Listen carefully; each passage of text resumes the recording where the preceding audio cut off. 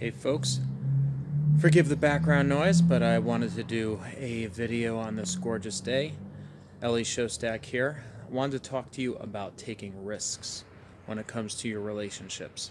So I just got finished watching a documentary that's probably going to win an Oscar next week called Free Solo about Alex Hammond, who does free soloing up El Capitan, a 3,000-foot wall on Mount Yosemite. So some would say that he's a very big risk taker.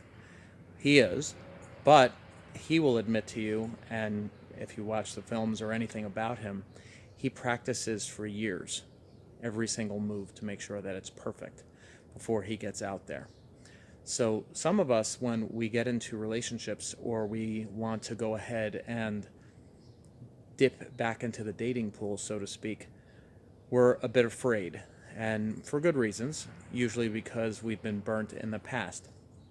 There are ways to get around that, and by preparing yourself mentally, by viewing things in a different way, you can take that risk and actually come out on the other side being very, very successful. So it really requires a mind frame shift that you can have when it comes to dating and when it comes to getting back into that pool. So when you feel like, oh, this is very risky for me to get involved, or this is something that I wouldn't normally do, or I don't understand, really try to think about, is it really that big of a risk for you to try and be yourself with somebody and let your guard down and be who you really are?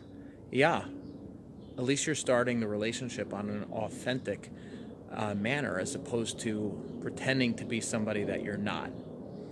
And yes, you might experience some hardship, but if you go in with that mind frame of preparing yourself prior to the date, it's not going to be as difficult as climbing Mount Yosemite. So I wish you all a phenomenal, phenomenal week ahead. And here's to the risk takers.